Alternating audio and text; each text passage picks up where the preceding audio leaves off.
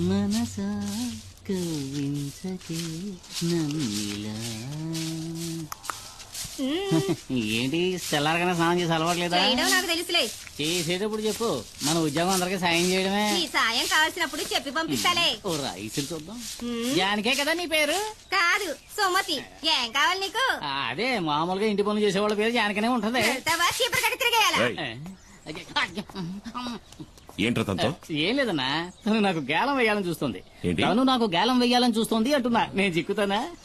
నా లెవెల్ ఏమిటి, ఆ పని మనిషి లెవెల్ ఏమిటి అన్నట్టు మర్చిపోయిన. రాత్రి వెళ్ళిన బండి ఇంకా రాలేదేంట్రా? ఇంకా రాలేదా? అవును. ఒకవేళ యాక్సిడెంట్ అయి బండి లోయలో పడి ఖాళీ బూడిదైపోయి ఉంటే? రేయ్, నీ దరిద్ర పునరు డబ్బును ఎదవ.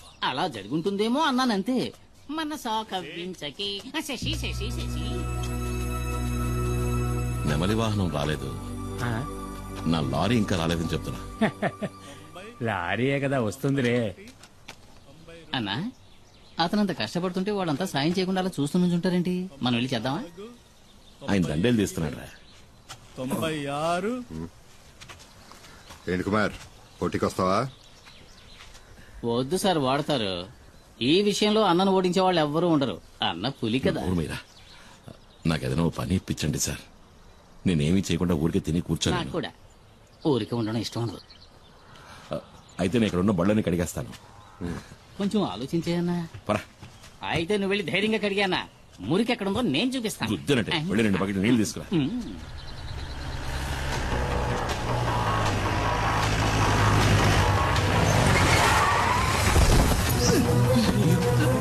ఏమైందిరా? ఏంట్రా ఏమైంది? డాడీ, పెద్ద ప్రాబ్లం అయింది. మేము ఫ్యాక్టరీ దాకా వెళ్ళాం. అప్పుడే 3-4 జీపుల్లో ఎవరో వచ్చారు. లారీని తీసుకువెళ్లారు. శివాన్ కూడా కిడ్నాప్ చేశారు. ఎవరు మిస్టరీ వాళ్ళు?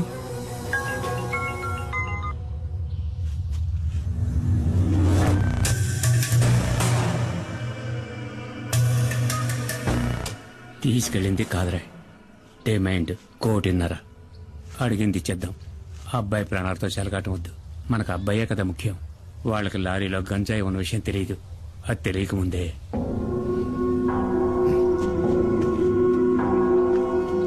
ఏంటి ఏమైంది మేస్త్రి? ఇది ఒక పాత లెక్కలే, తీర్చాలి. తీర్చక తప్పదు. ఇదిప్పుడు మన డాడీ కొడుకు విషయం కాబట్టి వెనక్కి తగ్గారు. డాడీ ఎప్పుడు తెల్ల డ్రెస్ వేసుకోవడమే చూశావు. నల్ల డ్రెస్ వేసుకున్నారే అనుకో, ఎముడొచ్చినట్టే ప్రాణాలు తీయకుండా వదలడు. తీసుకెళ్ళిన మొహాన్ని కొట్టు. నాకెప్పుడు పుచ్చుకోవడం తప్ప ఇవ్వడం తెలీదు. దీన్ని తిరిగి ఎలా తీసుకోవాలో నాకు తెలుసు. మేస్త్రి, నా బిడ్డ ఒంటి మీద ఈగ వాళ్ళని కూడా చీరేస్తానని చెప్పు. నా నెమలి వాహన సంగతి ఏంటి మరి? అదేగా ఇప్పుడు చెప్పింది. నీ లారీని మా శివాని వాళ్ళు పట్టుకెళ్లారని. భద్రా, బండిది, నువ్వు రా. నేను వస్తాను. నా బండి నాకు కావాలి.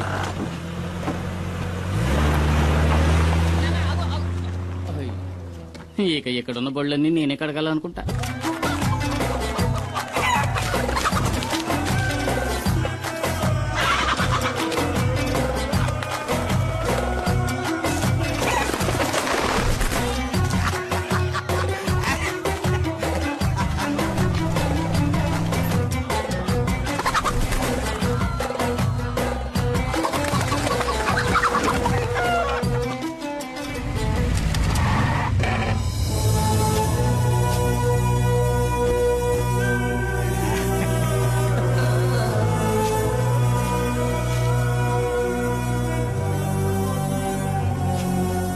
రే బషీరా, డాడీ డబ్బులు ఇవ్వరని చెప్పావు కదరా, ఇప్పుడు ఏమైందా? నా కాడికి ఎత్తుక్కుంటూ వచ్చేలా? మేస్త్రే, నువ్వు వెళ్ళి మీ డాడీ గిరిజాతో చెప్పు, ఈ కాదరుతో పెట్టుకుంటే ఆడికి భూమి మీద నూకలు చెల్లినట్టే కదా. ఇదే వాడికి కూడా బాగా తెలుసు, ఎందుకంటే ఆడు నా దోస్తు కదా. రే వెళ్ళి ఆ డబ్బులు తీసుకురారా. సుల్తాను, ఆడిని తీసుకురమ్మనా. వాడిని ఇలా తీసుకురండ్రా.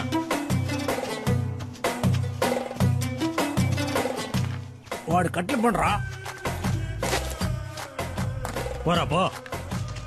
వీడిని చంపేద్దాం అనుకున్నా, పాత దోస్తు కొడుకని వదిలేశా.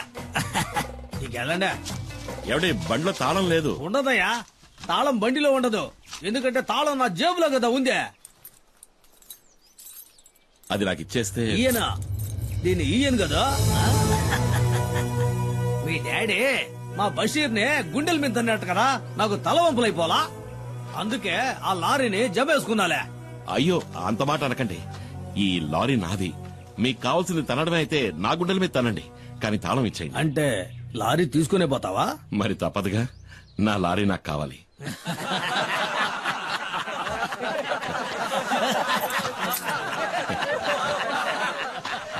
దేకో భాయ్, వీటిని చూసినావా?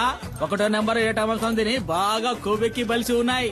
వీటిని గనక నీ మీదకి ఉసుగొల్పినాను అనుకో, నీ గుండెల్ని సీల్సి శాండాడతాయి. వెళ్ళిపోయి ఇంటి నుంచి.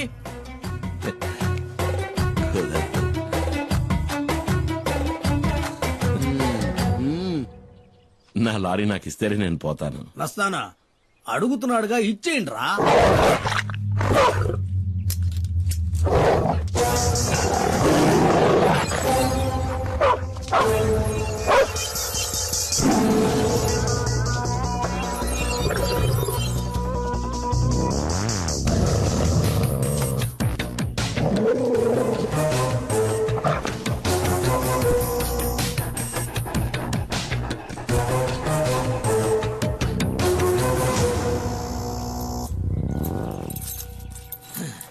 ఏంద్రా చూస్తా నిలబడ్డారో ఏసేయండి.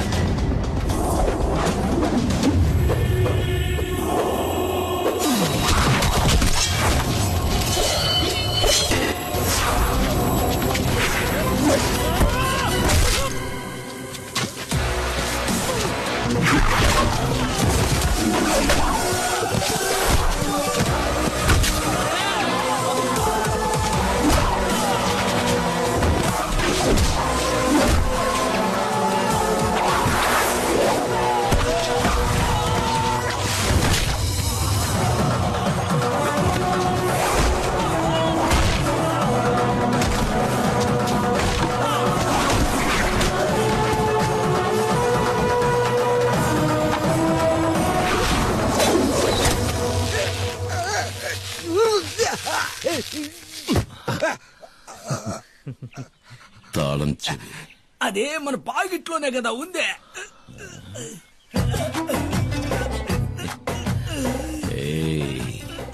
పిసికైనా మన ఐదో నిక్క ఇప్పుడే కదా జరిగిందే వదిలేదా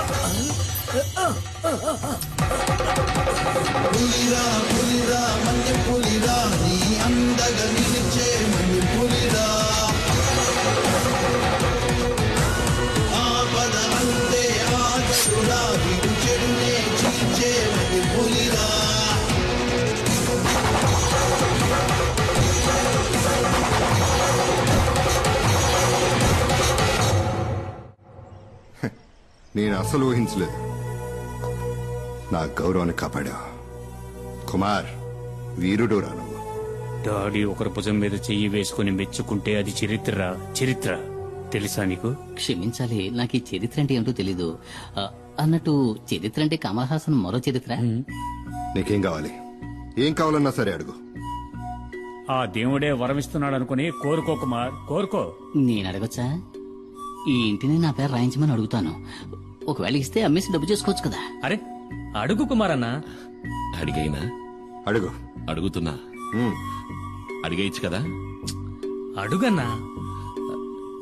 నా తమ్ముడు మణికి ఏదైనా ఉద్యోగం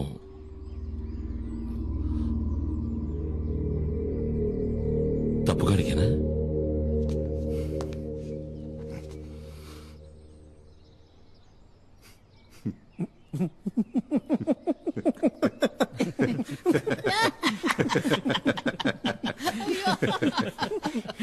నీ తమ్ముని రేపే వచ్చి నా ఫార్మసిటికల్ కంపెనీలో జాయిన్ అవ్వమని చెప్పు.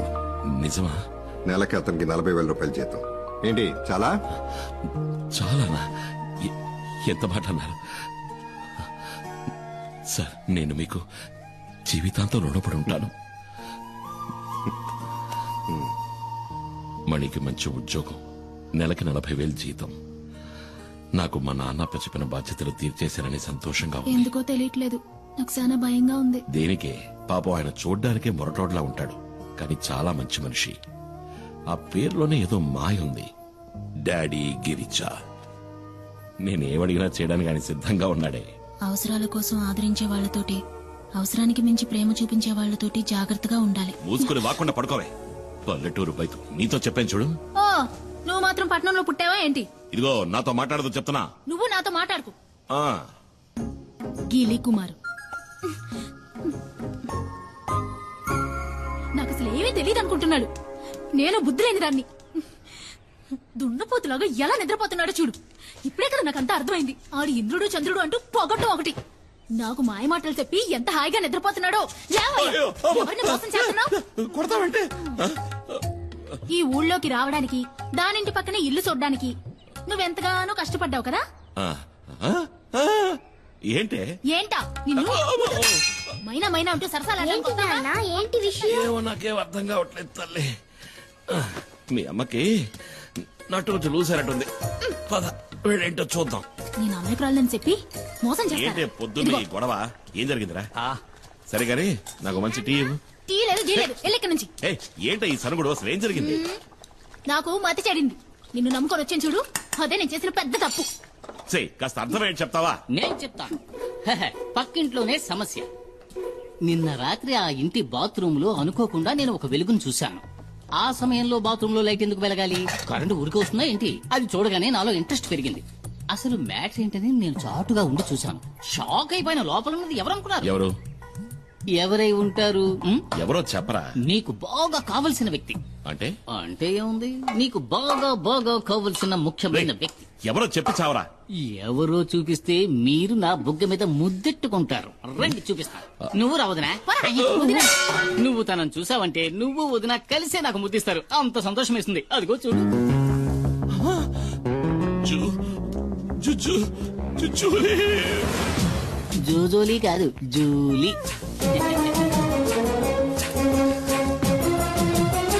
ఇక్కడికెలా వచ్చావు? ఇక్కడేం పని? తర్వాత చెప్తా. ఎప్పుడు? తర్వాత నువ్వు ఇక్కడికి వచ్చావేంటి? ఆ? నేను ఇక్కడికి వచ్చానేంటి? ఏంటి? అది ఇక్కడికి ఎలా వచ్చిందే?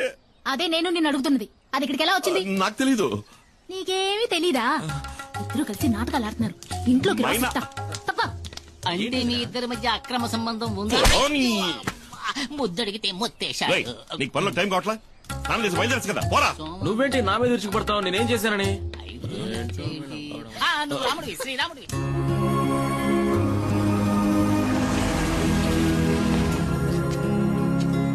అన్నా శివ లోన్ ఉన్నాడు. రా అన్నయ్య. లిస్ట్ అవుట్ కరెక్ట్ గా ఉంది కదా, త్వరగా చెక్ చేయండి. Okay sir. Okay carrier. Hello welcome. Hi sir, mister Subrahmanyam our new marketing manager and his brother mister Kumar. ఈయన డాక్టర్ రామ్ ప్రసాద్, మన సైంటిస్ట్. అంటే ఏంటి? అంటే శాస్త్రవేత్త అని అర్థం. హుయ్యో, శాస్త్రవేత్త. రే శాస్త్రవేత్తరా? శాస్త్రవేత్త అని అండం విన్నాను కానీ ఈ రోజు మొదటిసారి నేరుగా చూస్తున్నా. ఈ శాస్త్రవేత్తనా గంజాయి ఆకు నుంచి మందు? మెల్లగా గంజాయి అని ఇంకెప్పుడు అరవకండి.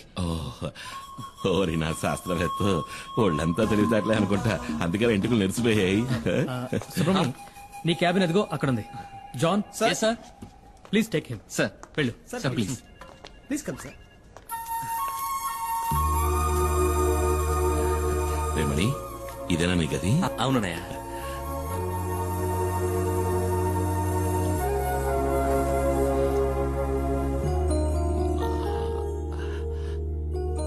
మణి, సుబ్రమణి.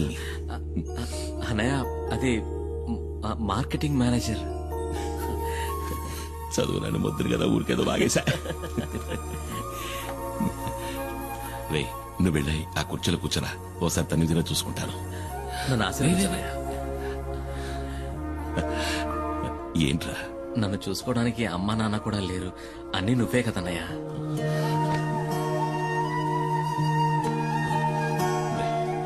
నువ్వు వెళ్ళి ఆ కుర్చీలో కూర్చో, నీకు నేను పంచర్ కొడతాను.